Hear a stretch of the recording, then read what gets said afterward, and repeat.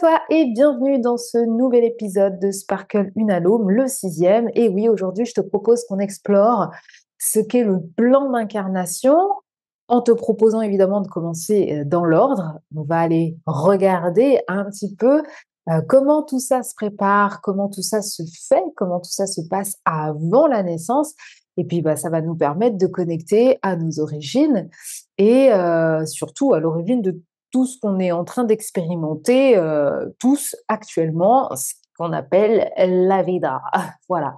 Donc c'est parti, prends ton petit thé, ton petit café et puis installe-toi, on va explorer ça ensemble. Je vais essayer d'être concise. Cet épisode se fera en 2 parties, donc il y aura un épisode 7 qui va être la continuité de celui-ci.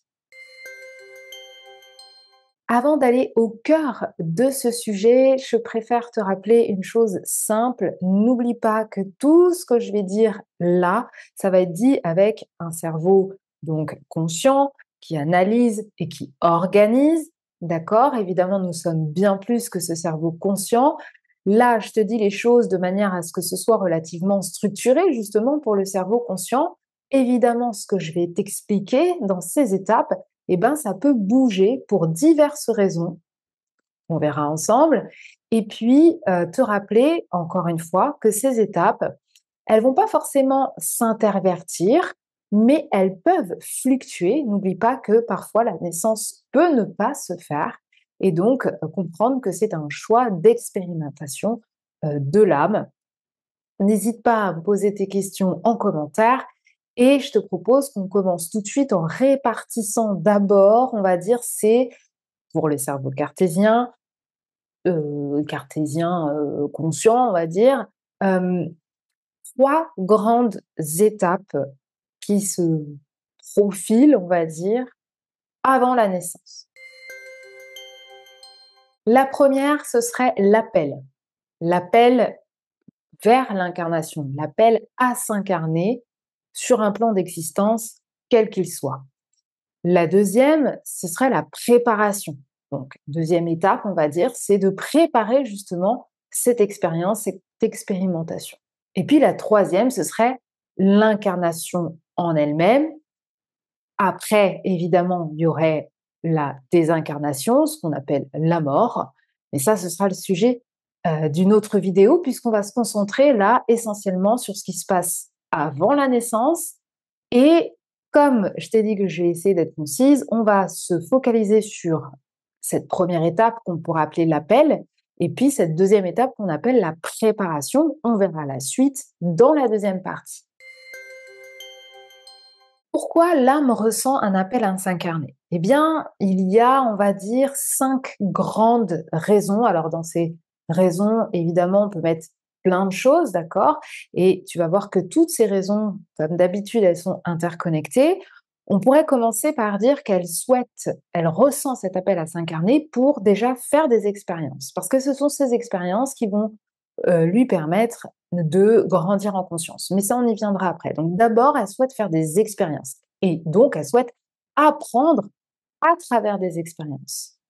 Je rappelle, notion importante, que la Terre n'est pas le seul plan sur lequel on peut s'incarner. N'oublions pas que nous sommes des êtres multidimensionnels, donc il n'y a pas que la planète Terre, il y a d'autres planètes où on peut s'incarner, et il n'y a pas que cette dimension-là, il y en a d'autres, j'en ai parlé dans le dernier épisode, donc n'hésite pas à aller regarder. Donc, si l'âme, elle décide de s'incarner sur la Terre, c'est parce que c'est un lieu d'apprentissage et donc d'expérience. Et sur cette Terre, eh bien, on va dire, ce seront des expériences qui seront uniques et propres à cette planète. D'accord? Sur d'autres planètes, on va expérimenter d'autres choses. Donc, sur la Terre, qu'est-ce qu'on va expérimenter? On veut expérimenter en tant qu'âme la densité, la matérialité. On veut expérimenter aussi les émotions, donc les relations. On veut expérimenter aussi notre liberté. Donc, on va voir que cette notion, elle est directement reliée au libre arbitre. Alors, n'hésite pas à aller regarder des auteurs comme Spinoza, en tout cas, pour un des plus controversés, mais d'autres aussi qui existent. qui vont t'apporter quelques éléments sur cette notion de libre arbitre. Est-ce qu'il existe? Est-ce qu'il n'existe pas? Sachant que s'il existe, eh bien forcément ce libre arbitre, il est restreint par le fait, qu'on soit incarné, d'accord? Donc c'est-à-dire qu'on se mette dans une condition où on est moins libre de faire tout ce qu'on peut faire en tant qu'âme puisqu'on est, rattaché à un corps physique et cetera et cetera. Donc n'hésite pas à aller regarder un petit peu tout ça. Voilà, si on pouvait dire déjà, le premier pourquoi elle ressent l'appel. Elle va aussi ressentir cet appel si elle a un karma à résoudre. Encore une fois, que ce soit sur la Terre ou ailleurs, peut-être qu'elle va, décider, elle va ressentir cet appel pour venir s'incarner en se disant qu'il y a des équilibres à rétablir avec certaines âmes ou tout simplement dans son cycle d'incarnation, par rapport à toutes ces expériences, entre guillemets, «dites passées». N'oublions pas que la notion du temps et de l'espace n'existe pas de la même manière que nous on le perçoit sur Terre. Donc si elle vient pour résoudre du karma, elle va apprendre la notion d'équilibre, l'amour, la compassion et le pardon. Parce qu'évidemment, si on vient pour équilibrer un karma, c'est souvent parce qu'il y a eu des situations qui n'ont pas été pardonnées, qui n'ont pas été conscientisées, qui n'ont pas été, où on n'a pas été, où ça n'a pas été dans une énergie de compassion, qu'on n'a pas pardonné, qu'on reste dans l'adversité, et cetera, et cetera. Tout ça, généralement, c'est directement lié à l'ego, donc la personnalité, le rôle que l'on vient incarner également dans ce plan terrestre, là, pour le coup, parce qu'on va parler de la Terre, c'est déjà pour commencer. Pourquoi elle ressentirait cet appel? Eh bien, tout simplement pour grandir en conscience. Parce que si elle vient faire des expériences et si elle vient résoudre du karma, le cumul de ces expériences vont lui apporter beaucoup plus de sagesse. C'est un peu le même concept que lorsqu'on vieillit. Lorsqu'on vieillit, on a tendance à être plus sage parce qu'on a plus d'expérience et parce qu'on sait que on va pas agir de manière impulsive parce que quand on l'a fait, ça a donné telle ou telle chose. On va peut-être pas s'engager dans les mêmes parce que on a appris pas forcément de nos erreurs, mais aussi de belles choses qui nous sont arrivées et donc on peut, on va dire, y accéder ou y retourner avec beaucoup plus de maturité. Donc ça va lui permettre à l'âme de gagner en sagesse et donc en évolution de conscience. N'oublions pas, j'ai déjà fait, des précédents épisodes là-dessus, que le but de l'âme, c'est de fusionner avec le grand tout, la source, l'univers, enfin bref, peu importe comment tu veux l'appeler, ça n'a pas d'importance et encore une fois, comme je le dis, ça se respecte, mais que, bah, donc du coup, forcément, pour retourner à cet état d'être absolu, eh bien, elle a besoin d'augmenter son niveau de conscience, et donc ses vibrations également. Elle va aussi, ce qu'on entend souvent, vouloir s'incarner pour contribuer à aider l'humanité ou les humanités en général.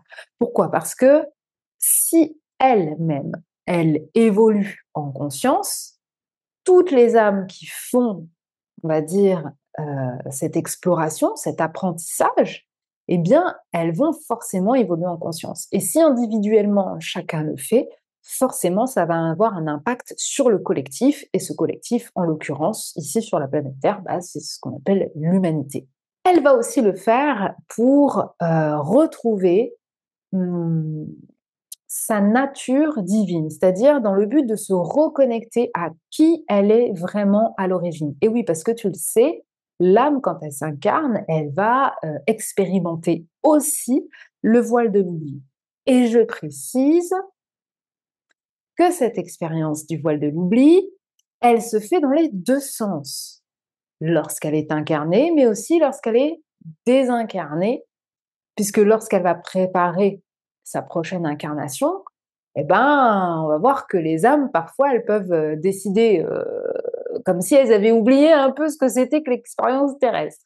D'accord? Mais ça, on y reviendra plus tard. Donc, se souvenir de sa nature divine, de son origine, de là où elle vient, donc de la source, du grand tout, eh bien, elle va devoir expérimenter, la séparation.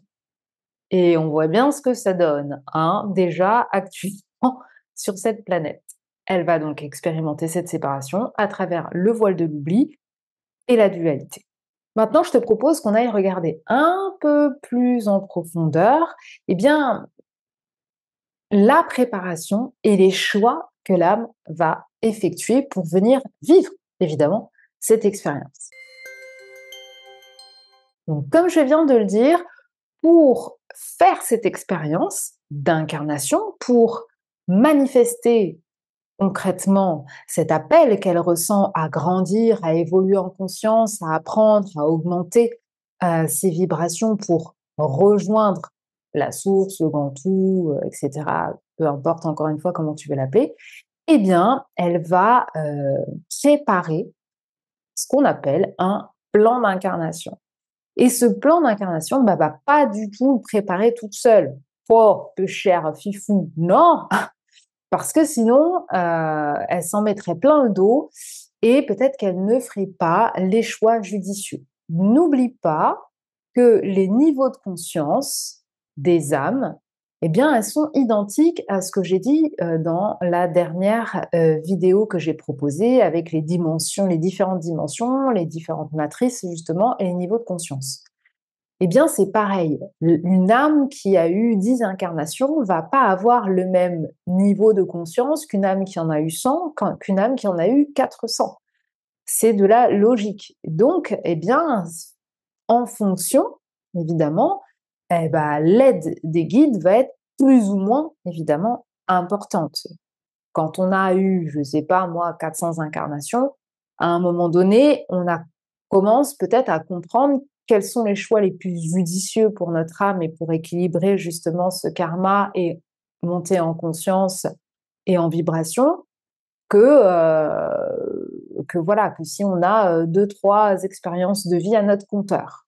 D'accord? Donc forcément, ce plan d'incarnation, il va être co-créé et il se fait avec les guides.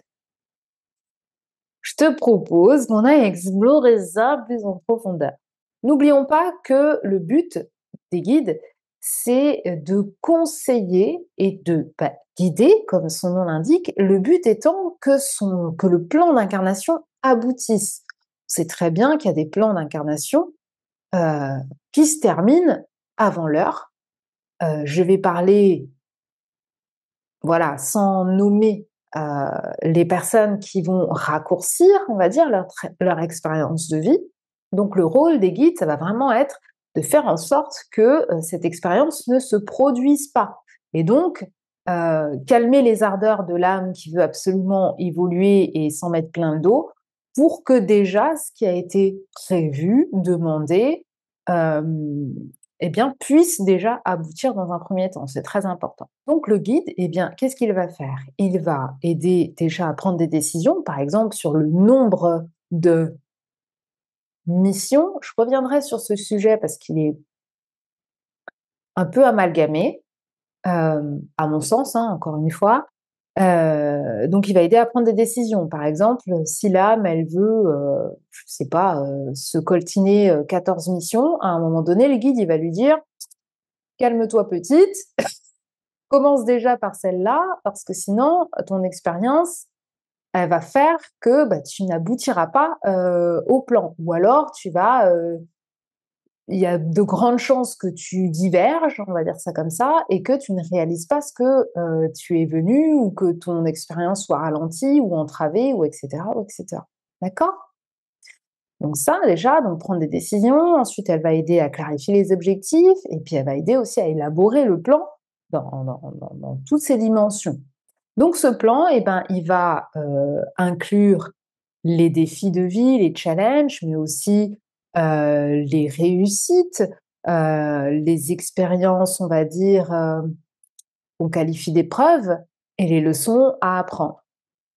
Donc ça, pour découvrir une partie de son plan d'incarnation, l'hypnose de l'entrevie que je pratique, ça peut être très utile, en tout cas surtout dans certaines situations de vie que l'âme a choisi et qu'on aimerait comprendre, par exemple, pourquoi on a choisi de vivre un handicap, pourquoi on a choisi d'avoir des enfants, je ne sais pas moi, schizophrènes, pourquoi on a, etc., etc. Donc évidemment, une partie du plan, quelques éléments même de cette partie du plan seront révélés. On va pas tout nous dire, sinon spoiler, bon, autant dire: «C'est bon les gars, terminus, tout le monde descend, moi je rentre à la maison, j'ai plus rien à faire, je sais déjà tout». Et c'est pas le but. Je te propose maintenant qu'on aille décortiquer cette élaboration du plan en 4 grandes parties, à commencer par la première, l'analyse. D'abord, l'âme avec son guide va analyser le cumul de ses expériences de vie dites passées et justement du karma qui peut être équilibré ou pas, parce que je l'ai déjà dit dans l'épisode sur le karma, mais parfois l'âme, elle peut avoir du karma équilibré, mais choisir que dans cette prochaine incarnation, eh ben, c'est pas là qu'elle va s'occuper d'équilibrer son karma. N'oublions pas qu'on se crée du karma à chaque instant. Donc parfois, on en a déjà assez pour, on va dire, l'expérience qu'on est en train de vivre. Donc une fois qu'il aura, que l'âme aura, avec son guide, exploré toutes les vies, compris quel karma peut être ou pas équilibré, eh bien, le guide va proposer différents types de scénarios qui peuvent exister pour justement apprendre les leçons, équilibrer le karma, s'enrichir d'expériences, etc. Donc, on va lui présenter, je ne sais pas moi, 4 scénarios. Sur ces 4 scénarios, eh ben, il va falloir peaufiner et voir quel est celui qui servira le plus à son but ou son objectif dans l'expérience qu'il souhaite vivre. Donc le but, c'est pas d'imposer un choix, c'est d'éclairer l'âme sur ses possibilités d'évolution. Si sur les 4 scénarios, par rapport à ce qui est ressorti sur les leçons, on voit que le scénario 2, il n'est pas du tout adapté parce que dans ce cas-là, elle en prendrait que 2 choses sur 3, alors qu'on veut absolument apprendre 3 choses en particulier, eh ben, on va éliminer ce scénario-là. La deuxième étape, on pourrait dire que c'est la sélection du contexte de vie. Donc là, on rentre dans le dur, on va sélectionner ici la famille, les conditions de naissance, l'endroit où on va aller ou les endroits où on va habiter, là où les cultures auxquelles on va être confronté, parce que ça va servir à faire l'expérience pour aboutir aux objectifs qui ont été définis.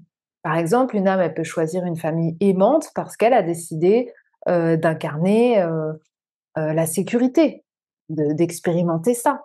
Et puis, peut-être que d'autres vont choisir une famille, on va dire dysfonctionnelle, parce que elle aura peut-être besoin d'apprendre, je ne sais pas moi, la résilience ou plein d'autres choses. D'accord? Voilà un petit peu pour la sélection, on va dire, du contexte de vie. On va arriver à la troisième grande étape de cette élaboration du plan, si on peut dire ça comme ça. Eh bien, ça va être là où vont se créer les liens karmiques, les fameux contrats d'âme.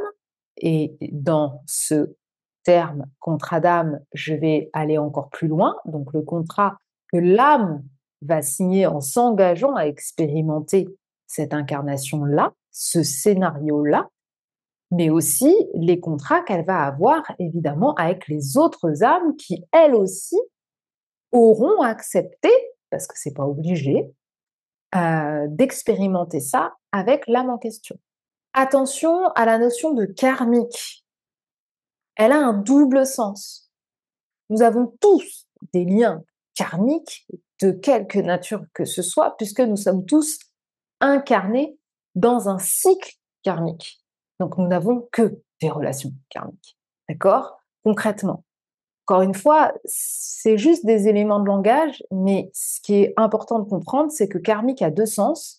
Le sens de l'expérience de l'âme, pour l'équilibre du karma et le cycle d'incarnation, Et puis karmique dans le sens où il y a des liens spécifiques qui là vont rentrer en ligne de compte parce que c'est comme ça que le contrat aura défini le lien.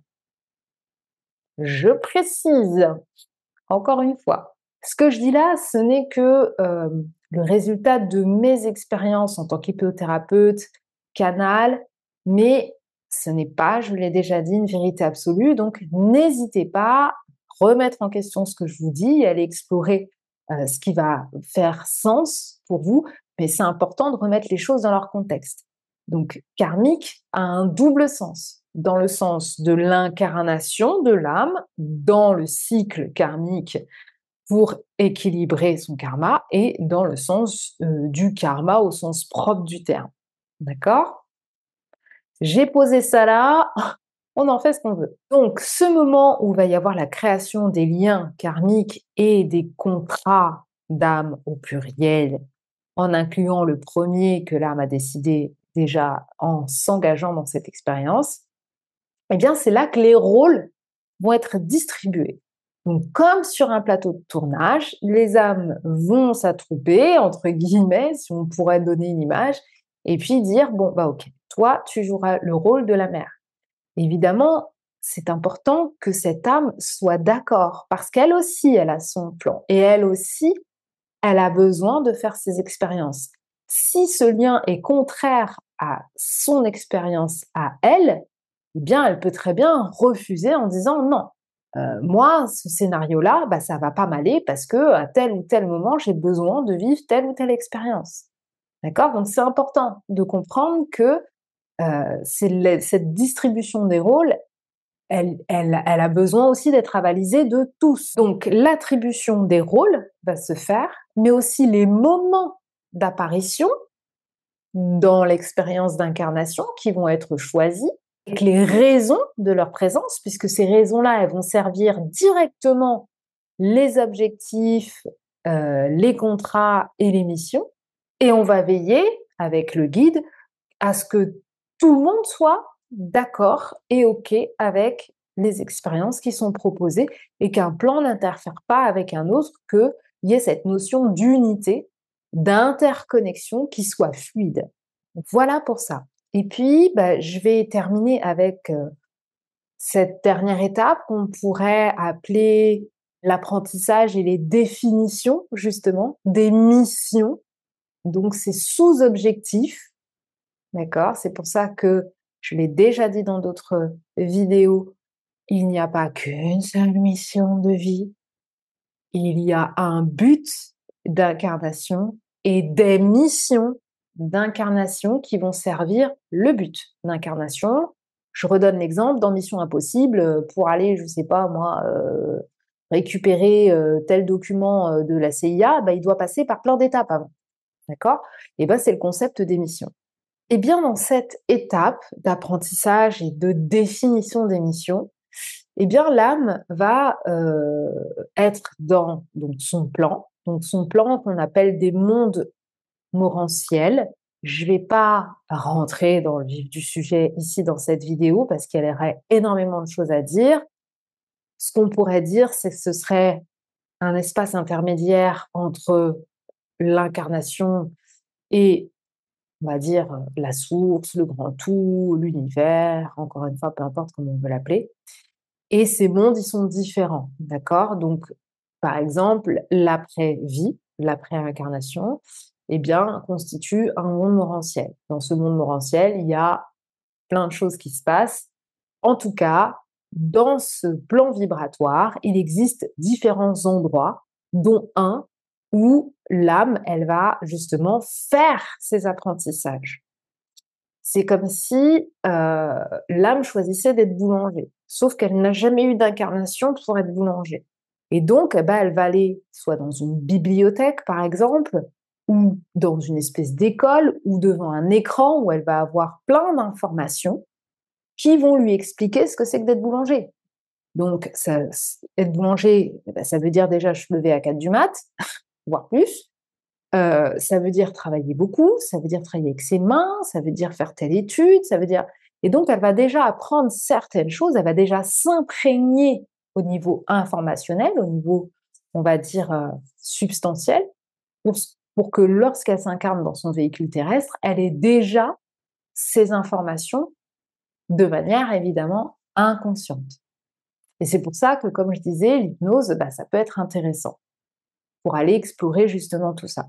De la même manière que la numérologie karmique, que je pratique aussi, va te permettre justement de reconnecter et de savoir quels sont les défis avec lesquels tu t'es incarné. Est-ce que tu as du karma épuré? Est-ce que les qualités innées avec lesquelles tu as décidé justement de venir faire cette expérience et qui vont justement t'aider, qui vont être un moteur, voilà. Donc ces écoles, ces bibliothèques, ces endroits d'apprentissage dans les mondes morantiels, vont aider l'âme à se préparer au mieux à cette incarnation. D'accord? C'est comme quand tu as un contrôle, juste avant, tu révises et ensuite, tu y vas et vaille que vaille, on verra si tout ce que tu as théorisé, tu pourras le réutiliser au moment du contrôle, au moment de l'expérience. Parce qu'encore une fois, quand l'âme s'incarne, elle va expérimenter le voile de l'oubli. Mais ce sera dans sa signature énergétique de déjà connaître, savoir ce qu'elle est venue expérimenter, même si elle va pas en avoir de souvenir. Et c'est pour ça que l'hypnose, la numérologie peuvent vraiment aider à reconnecter à ça. Et surtout donner du sens aussi au pourquoi on est là et qu'est-ce que clairement on est venu faire ici. Parce que des fois, je pense qu'il y a de quoi se poser la question, hein? Donc l'âme dans cet espace, elle va recevoir des enseignements, des informations importantes sur, les grandes lignes de son incarnation. Elle va aussi avoir cet espace pour, mieux connecter avec les âmes avec qui elle va faire cette expérience. Donc ça va vraiment être une préparation qui sera évidemment assistée et épaulée, par les guides, les conseillers, de l'âme pour que cette, expérience se fasse au mieux. Voilà, c'est tout pour cette première partie. J'espère avoir été assez concise. N'hésite pas à me dire en commentaire, si ça t'intéresse, si, tu as des questions aussi ou des suggestions de thématiques que tu souhaiterais aborder dans ce podcast. Et puis, écoute, prends bien soin de toi. Je te retrouve bientôt pour une deuxième partie de ce sujet. Je t'embrasse et prends bien soin de toi car ton étincelle est essentielle. Ciao!